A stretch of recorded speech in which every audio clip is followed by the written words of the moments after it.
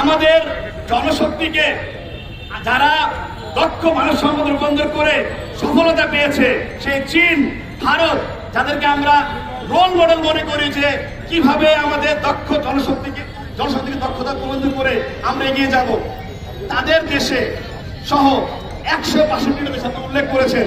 আমাদের সার্কভুক্ত দেশগুলোর মধ্যে শুধুমাত্র ব্যর্থ রাষ্ট্র পাকিস্তান ছাড়া প্রত্যেকটি দেশের মধ্যে Indian legal system, Indian administrative system আমরা সব অনুসরণ করি। তাহলে চাকরির ক্ষেত্রে পশ্চিমবঙ্গে কিন্তু 36 রয়েছে, ভারতের অনেক রাজ্যে 45+ রয়েছে। আমাদের দেশে কেন 35 হবে না? সরকারের সমস্যাটা কোথায়, বাধা কোথায়, কষ্ট কোথায়, ক্ষতি কোথায়, সেটা আমার জ্ঞানে বুঝে যৌক্তিকতায় আসে না। এক ছোট ভাই বলেছে, যদি বয়স বাড়ানো হয়, যে 30-এ ঢুকবে 5 বছর বেশি পাবে, 35-এ ঢুকবে 5 বছর কম পাবে। আমরা মেনে নিয়েছি।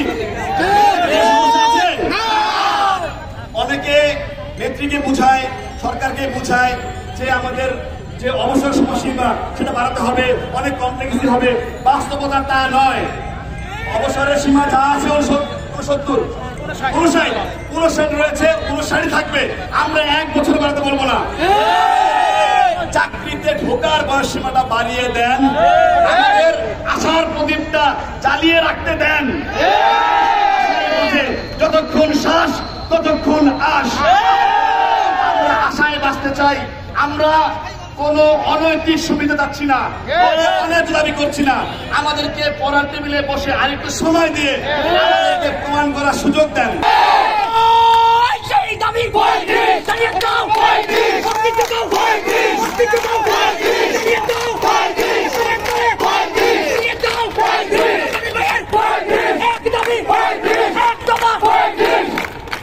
একটা কথা রয়েছে যে না করলে নাকি মামলা করতে না। আন্দোলন করছেন, তবে আন্দোলনটাকে যেহেতু আপনারা ন্যায্য, আমাদের ভাই বলেছে ইতিমধ্যে যে বঙ্গবন্ধুর একটি উক্তি, যদি কেউ ন্যায্য কথা বলে সে যদি একজন হয়, আমরা তার পাশে আছি। আমি মনে করি, বিশ্বাস করি, যা কিছু সত্য, সুন্দর, সৃষ্টিশীল, ইতিবাচক, মানবিক, তার সঙ্গে রয়েছে বাংলাদেশ আওয়ামী লীগ, বাংলাদেশ ছাত্রলীগ এবং এই ন্যায্য যৌক্তিক দাবির পক্ষে অবশ্যই তারা আসবে। এবং ইতিমধ্যে দেখেছে, আমি ধন্যবাদ জানাতে চাই চট্টগ্রামের বীর মহিউদ্দিনের সুযোগ্য সন্তান আমাদের মাননীয় শিক্ষামন্ত্রী ব্যারিস্টার নফেল ভাই।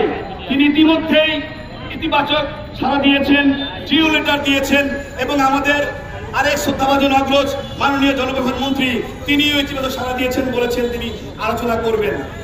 আজকে আমরা দীর্ঘদিন যাবৎ এই যে আপনাদের এই যে মানবিক মুখগুলো দেখছি, কষ্ট করে রোদের মধ্যে বসে আছেন, আপনাদের এই ন্যায্য দাবিকে আজকে গণদাবিতে পরিণত হয়েছে। মিডিয়াতে 80% জনসমর্থন, 35-এর পক্ষে আমরা দেখতে পাচ্ছি।